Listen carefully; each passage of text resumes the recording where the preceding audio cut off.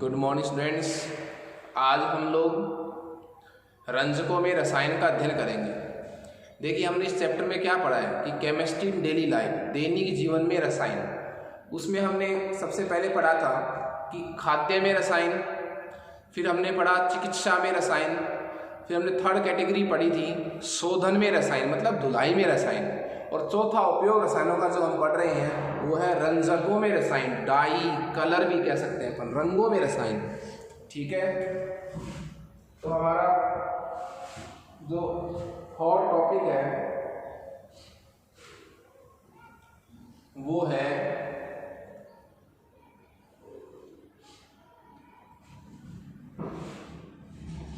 रंजकों में रसायन।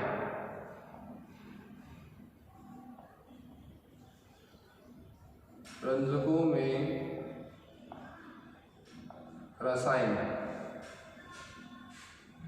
और इसमें सबसे पहले हम एक अंतर पढ़ेंगे कि साहब रंजक जिसको मैं डाई भी कह सकता हूं और एक होता है वर्णक।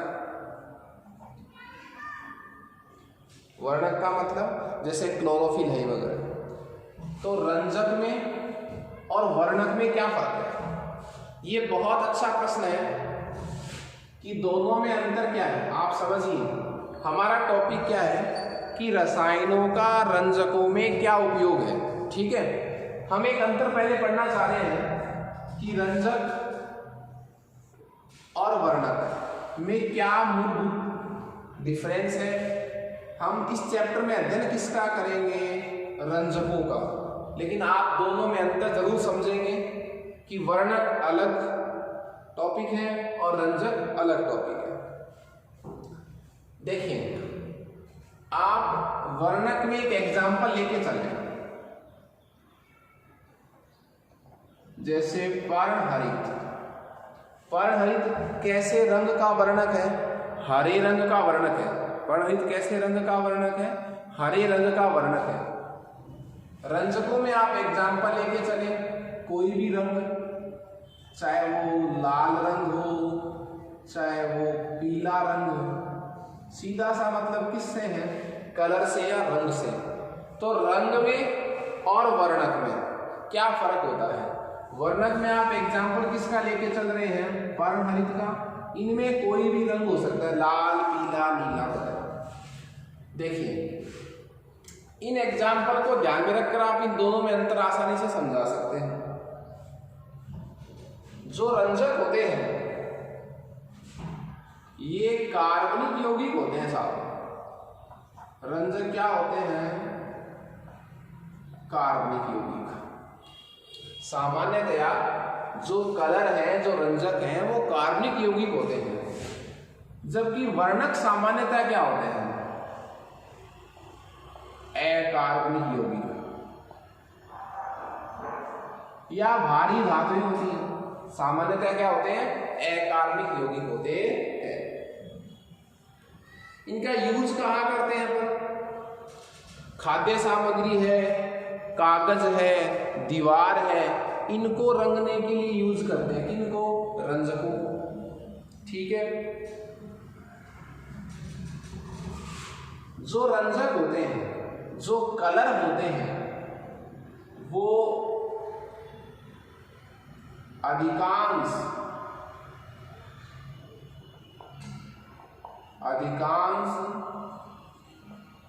विलायकों में विलय होते हैं। अधिकांश विलायकों में विलय होने का मतलब जल में घुल जाते हैं, और भी जितने भी प्रकार के विलायक हैं उनमें लगभग घुल ही जाते हैं। कौन घुल जाते हैं? जो कलर होते हैं, रंग होते हैं। लेकिन जो वर्णक होता है वो जल में क्या होता है? अविलय। अधिकांश विलायकों में अविलय होता है। आपने देखा है, आप मान लीजिए पत्ती पर, हरे रंग की पत्ती पर जब पानी डालते हैं या हरे रंग की पत्ती को आप पानी में डुबो दीजिए, तो क्या हरे रंग की पत्ती का जो हरा रंग है वो जल में घुल जाता है? नहीं घुलता ना। इसका मतलब क्या हुआ कि जो वर्णक हैं जो क्या है वर्णक है वो जल में अविलेय होते हैं, अधिकांश विलायकों में घुलते नहीं हैं। जो रंजक है जिनको मैं क्या कहता हूं शॉर्टकट बोलिए रंग, वो प्रकाश के संपर्क में यदि आते हैं तो फीके पड़ जाते हैं। यदि आप रंगीली वस्तु या जिसमें रंजक का उपयोग हुआ है ऐसी वस्तु, ऐसी खाद्य सामग्री को यदि आप प्रकाश के संपर्क में रखते हैं तो कुछ समय पश्चात उनका जो रंग है वो फीका हो जाता है, वो फीके पड़ जाते हैं। ठीक है। जबकि जो वर्णक है ये प्रकाश से अपेक्षाकृत क्या रहते हैं, कम प्रभावित रहते हैं साहब। बहुत कम फर्क पड़ता है इन पर प्रकाश के संपर्क में रहने का। आप खुद देख लीजिए, पेड़ पौधों की जो पत्तियां हैं वो डायरेक्ट सनलाइट के संपर्क में रहती है, फिर भी उनका जो कलर है वो अधिकांश रूप से प्राय फीका नहीं होता प्रकाश की वजह से।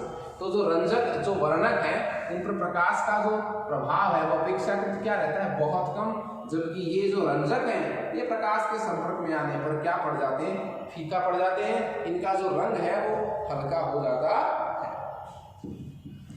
मैं रंजकों की जो संख्या है, जो वैरायटी है,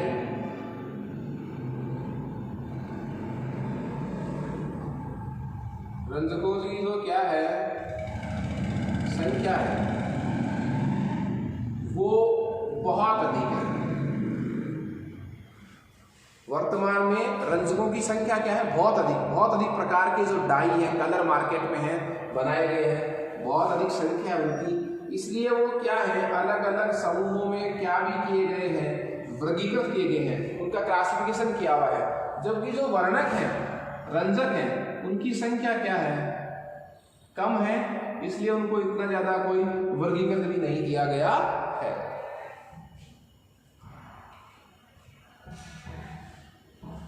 इनका स्थायित्व जो है वो कम होता है साहब। इनका जो क्या है स्थायित्व है वो क्या होता है, कम होता है। इनका जो स्थायित्व है वो क्या होता है, कम होता है। इनका स्थायित्व कम होता है साहब। ये अधिक स्थायित्व, अधिक स्थायी क्यों है, क्योंकि नेचुरल होता है ये सब क्या है, प्राकृतिक है साहब, अधिक स्थायी है। ये कम स्थायी है, ये ज्वलनशील होते हैं साहब। अधिकांश जो कलर हैं वो क्या है, ज्वलनशील है, और ये क्या है,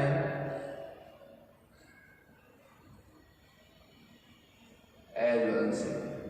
तो ये मेजर डिफरेंस था रंजक में और बोलिए वर्णक में। मैं इस टॉपिक को वापस से आपके सामने रिवाइज कर रहा हूं।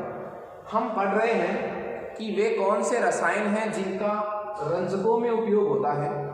ठीक है, कौन से प्रकार के कलर किन रसायनों से मिलकर बनाए जाते हैं, ये हम आगे पढ़ेंगे। हमारा एक सीधा सा मतलब था कि आप कंफ्यूज नहीं हो कि डाई, कलर, रंग, रंजक, वर्णक ये सब एक है, अलग अलग है। तो बहुत अंतर होता है कलर में, मतलब सीधे सिंपल रंग में, और वर्णक में। वर्णक का मतलब जैसे पर्णहरित। ठीक है, टमाटर में जैसे लाइकोपीन पाया जाता है, क्या पाया जाता है, लाइकोपीन। तो लाइकोपीन, पर्णहरित, ये वर्णक है, ये रंग नहीं है, डाई नहीं है, कलर नहीं है। तो क्या फर्क है, रंजक जो है वो सामान्यतः क्या होते हैं, रंजक जो है वो सामान्यतः क्या होते हैं साहब, कार्बनिक यौगिक होते हैं। जबकि वर्णक जो है वो सामान्यतः क्या होते हैं, अकार्बनिक यौगिक होते हैं। दूसरी बात करूं मैं,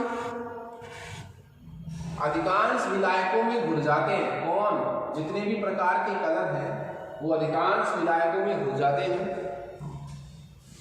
जबकि जो रंजक हैं वो जल में भी अविलेयशील होता है और अधिकांश विलायकों में भी नहीं घुलते। यदि प्रकाश के संपर्क में रखा जाए तो जो कलर है वो फीके पड़ जाते हैं, उनका रंग जो है वो हल्का हो जाता है। रंजकों पर प्रकाश का जो प्रभाव है वो कम पड़ता है, इनकी संख्या भी कम है साहब, इसलिए इनका वर्गीकरण नहीं किया गया। जबकि रंजकों की संख्या जो है, वैरायटी जो है बहुत अधिक है, इनको अलग अलग प्रकार से उपयोग के आधार पर, संरचना के आधार पर इनको वर्गीकृत किया गया है। स्थायित्व तो इनका कम होता है, ज्वलनशील प्रकृति के होते हैं, ऐसा कुछ रंजकों में नहीं होता, ज्वलनशील भी नहीं है और स्थायी होते हैं, अधिकांश विधायकों में होते नहीं है। हम इस चैप्टर में एक्चुअली रंजकों के बारे में पढ़ेंगे, ठीक है। तो हमारा जो मेन टॉपिक है अब यहां से स्टार्ट है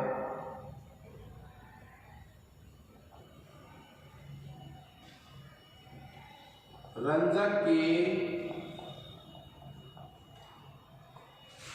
सामान्य लक्षण।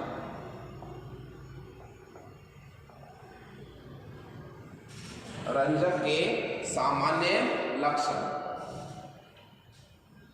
हाँ जी, रंजक के जो सामान्य लक्षण है मतलब क्या हुआ, जिनको मैं क्या बोलूंगा रंजक, जिसको मैं डाई बोलूंगा, जिसको मैं कलर बोलूंगा, उसमें सामान्य क्या लक्षण होनी चाहिए, क्या उसमें विशेषताएं होनी चाहिए, ताकि मैं उसको क्या बोलूं, बोलिए रंजक को करूं। किसी रसायन को रंजक तभी कहा जाएगा जब उसमें ये जो मैं बता रहा हूं उसमें जो क्या होंगे, ये कैरेक्टर होंगे, ये स्पेसिफिकेशन जिनमें होंगी, उसी केमिकल्स को मैं किसके रूप में यूज करूंगा, रंजक के रूप में यूज करूंगा। तो देखिए क्या खास बातें होनी चाहिए किसी रंजक में। एक तो रंजक का एक विशिष्ट रंग होना चाहिए,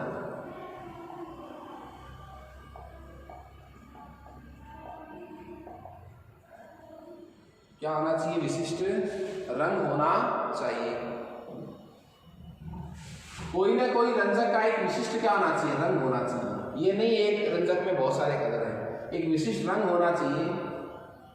वो प्रकाश से अप्रभावित होना चाहिए। प्रकाश से क्या होना चाहिए, वो अप्रभावित होना चाहिए। ये दो खास बातें तो बहुत जरूरी है, विशिष्ट रंग होना चाहिए, प्रकाश से अप्रभावित होना चाहिए, और जो रंजक है, रंजक में वस्त्र को प्रत्यक्ष या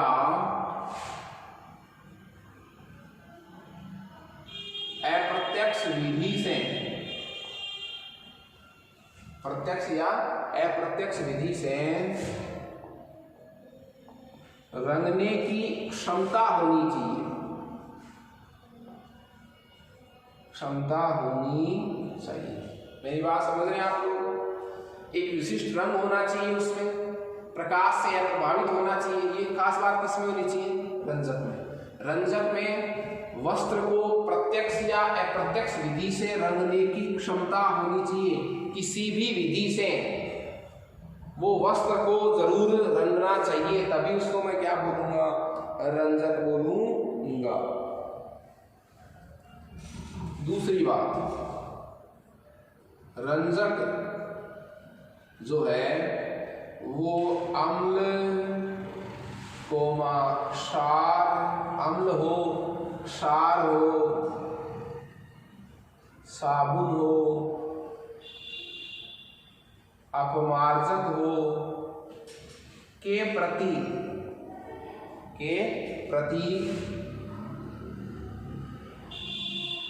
उच्च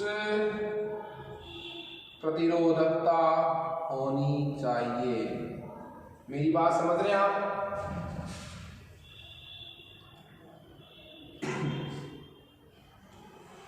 ये मैंने आपको खास बातें बताई हैं जो किसमें होनी चाहिए, रंजक में।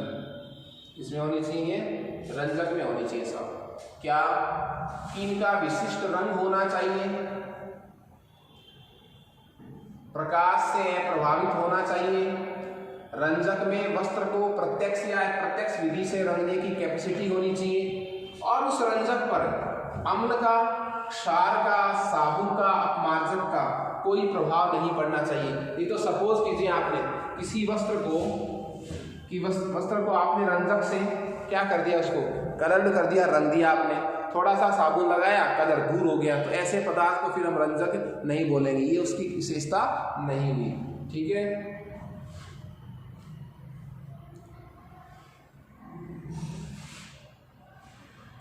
देखिए ये रंजक के सामान्य लक्षण थे। रंजक के सामान्य विशेषताएं पढ़ने के बाद हमारा टॉपिक है रंजकों का विट सिद्धांत। रंजकों का जो विट सिद्धांत है वो उनकी संरचना और उनके रंग के मध्य संबंध को व्यक्त करता है।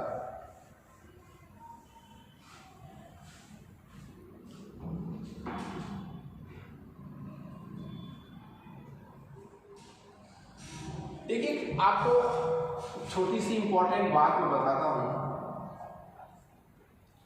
कि जो वस्तु है, जो क्या है, वस्तु है, वो वस्तु यदि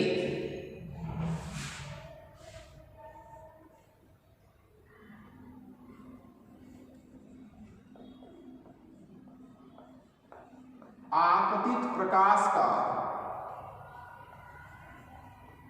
संपूर्ण, आपतित प्रकाश को संपूर्ण परावर्तित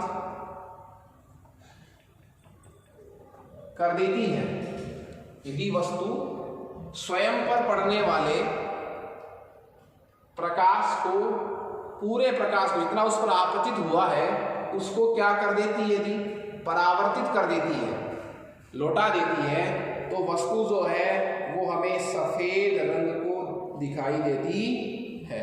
वस्तु कैसे रंग की दिखाई देगी, हमें वस्तु सफेद रंग की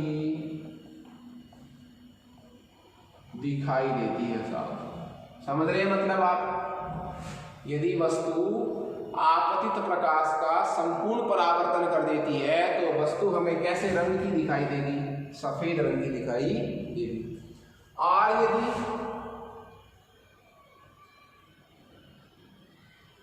आपतित प्रकाश का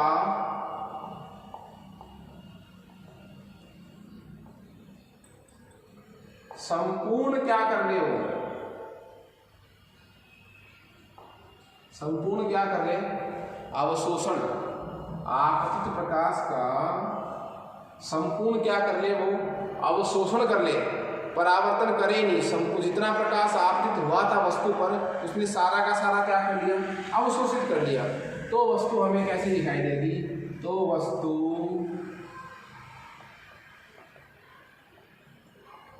काले रंग की दिखाई देती है। सब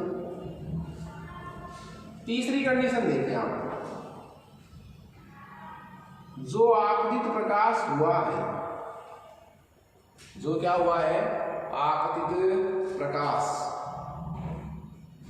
आपतित प्रकाश का कुछ भाग क्या कर ले, अवशोषित तथा कुछ भाग क्या कर दे, वो बोलिए परावर्तित। कुछ भाग का क्या कर ले, अवशोषित, और कुछ भाग का क्या करते हैं, परावर्तित। तो हमें कलर कैसा दिखाई देगा, तो रंग दिखाई देगा हमें अवशोषित प्रकाश की तरंग दैर्ध्य का पूरक रंग। जितनी लैम्डा के प्रकाश का उन्होंने क्या किया है, अवशोषण किया है, उस प्रकाश की लैम्डा का कैसा सप्लीमेंट्री कलर आपको दिखाई देगा। तो ये तीन कंडीशन थी कि वस्तु में किस कलर की दिखाई देती है। वस्तु को जितना प्रकाश आपतित हो रहा है वो संपूर्ण क्या कर दे, यदि लौटा दे तो वस्तु हमें सफेद रंग की दिखाई देती है। यदि आपतित प्रकाश का संपूर्ण अवशोषण कर ले तो वस्तु काले रंग की दिखाई देती है। और आपतित प्रकाश का कुछ भाग अवशोषित करे, कुछ भाग परावर्तित करे, तो कलर कैसा दिखाई देगा? जितना प्रकाश उसने क्या किया है, अवशोषित किया है, अवशोषित प्रकाश की तरंग दैर्घ्य का पूरक रंग वह वस्तु प्रदर्शित करती है। तो आपको ये टॉपिक था, छोटी सी महत्वपूर्ण बात थी जो मैंने आपको इस टॉपिक के बीच में एक्सप्लेन की है। हमारा मेन टॉपिक क्या है? रंजकों का विट सिद्धांत।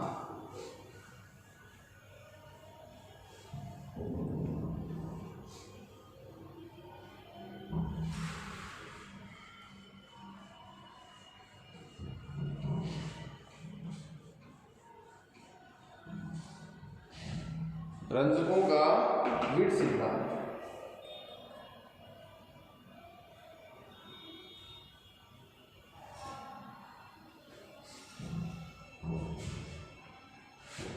देखिए टॉपिक क्या है? रंजकों का विट सिद्धांत।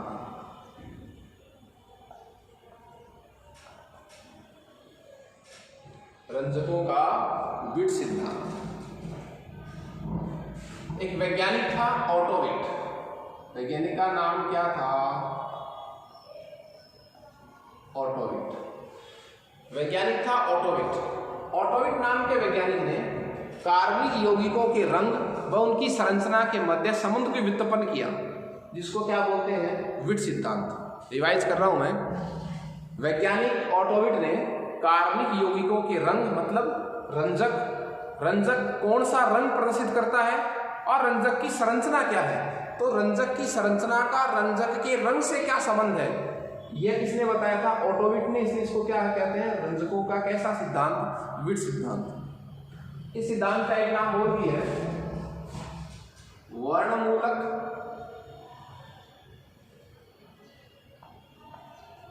और वर्णवर्धक सिद्धांत।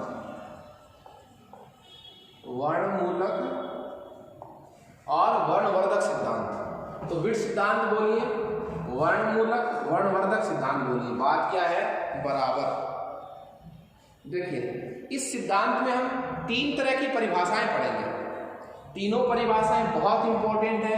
तीनों परिभाषाएं भी इंपॉर्टेंट है, उनके एग्जाम्पल इंपॉर्टेंट है। ठीक है, देखिए इसमें आपको सबसे पहले फर्स्ट डेफिनेशन, ध्यान से सुनिएगा। सबसे पहली परिभाषा है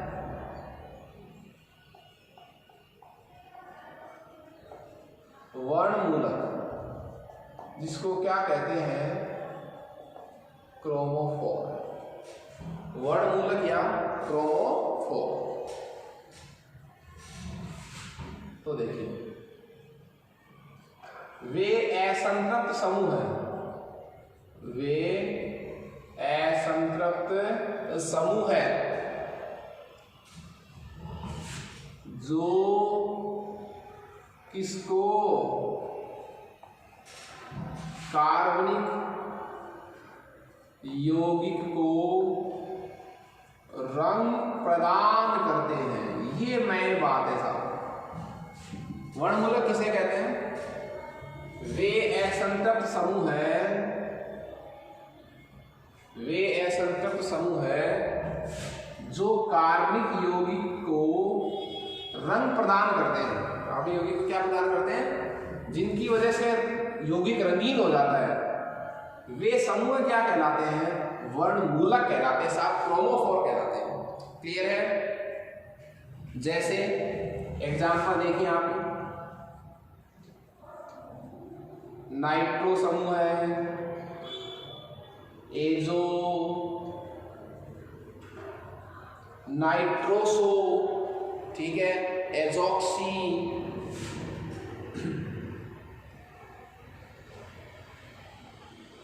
कार्बोनिल।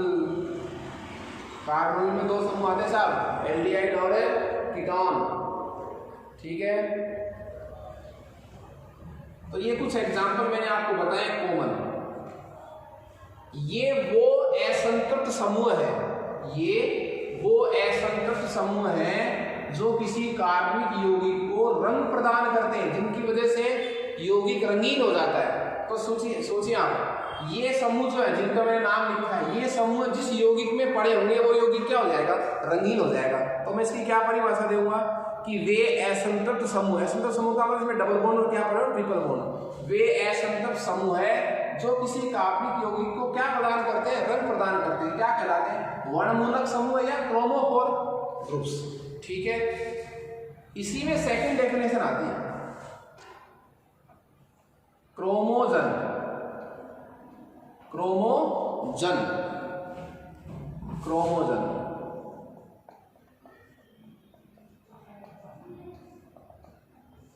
देखिए, वे यौगिक, क्या परिभाषा हो जाएगी, वे यौगिक जिनमें क्या उपस्थित होता है, क्रोमोफोर उपस्थित हो। सुनिए आप लोग, वर्णमूलक में, क्रोमोफोर में, क्रोमोजन में क्या फर्क है। वे यौगिक जिनमें क्या पड़ा हो, क्रोमोफोर उपस्थित हो, ये समूह पड़े हो, उस यौगिक को क्या बोलेंगे, क्रोमोजन, और उन समूहों को क्या बोलेंगे, वर्णमूलक या क्रोमोफोर। दोनों में डिफरेंस समझ रहे हैं आप लोग, रिवाइज कर रहा हूं मैं। वर्णमूलक क्रोमोफोर तो क्या है, असंतृप्त समूह है जो रंग प्रदान करते हैं। अब ये असंतृप्त समूह जिन यौगिकों में पड़े होंगे वो यौगिक रंगीन हो जाएंगे इनकी वजह से, तो उन रंगीन यौगिकों को मैं क्या बोलूंगा, क्रोमोजन। तो वे यौगिक जिनमें क्या पड़े रहते हैं, क्रोमोफोर, मतलब ये समूह पड़े रहते हैं, उन यौगिकों को क्या बोलेंगे, क्रोमोजन, और उन समूहों को क्या बोलेंगे, क्रोमोफोर। तो क्रोमोजन किसकी वजह से बताइए रंगीन हुआ, क्रोमोफोर की वजह से। क्लियर है। अब देखिए, ऐसे यौगिक जो है जितने ज्यादा क्रोमोफोर होंगे, किसकी संख्या, क्रोमोफोर की संख्या जितनी क्या होगी, अधिक। किसी क्रोमोजन में, किसी यौगिक में ये वाले समूह जितने ज्यादा होंगे, ये रंग प्रदान करते हैं समूह, ये जितने ज्यादा होंगे उस यौगिक का रंग उतना ही क्या होगा, गहरा होगा। सब उस यौगिक का रंग उतना ही क्या होगा, गहरा होगा, और रंग उत्पन्न की क्षमता जो है वो उतनी क्या होगी, अधिक। समझ रहे हैं मेरी बात, आप वापस से सुन लीजिए। क्रोमोफोर तो वो समूह है जो रंग देता है, क्रोमोजन क्या है, क्रोमोफोर युक्त यौगिकों को क्या कहते हैं बताइए, क्रोमोजन कहते हैं। जितने ज्यादा क्रोमोफोर पड़े होंगे किसी यौगिक में, उस यौगिक की रंग उत्पन्न करने की क्षमता उतनी क्या होगी, अधिक होगी। तीसरी डेफिनेशन जो है वो है वर्णवर्धक। वर्णवर्धक समूह है, या बोलिए ऑक्सोक्रोम, वर्णवर्धक या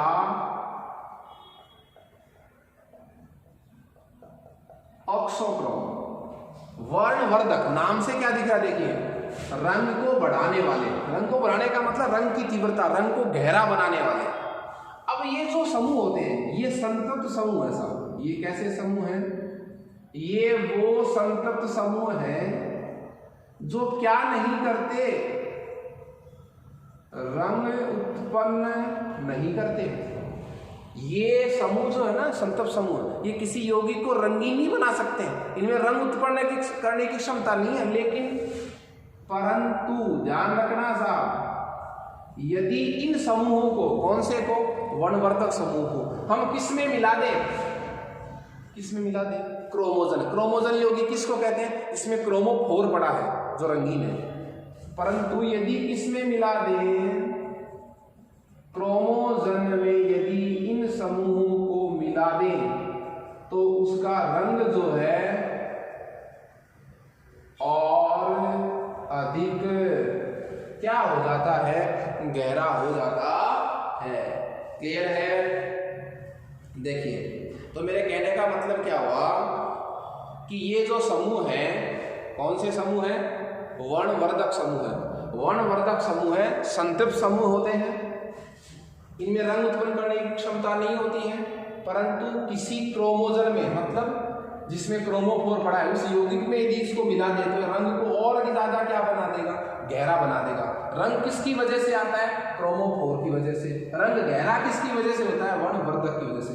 अकेला आप वर्णवर्धक मिलाओगे रंग नहीं आएगा, रंग उत्पन्न नहीं करते। क्लियर है? जैसे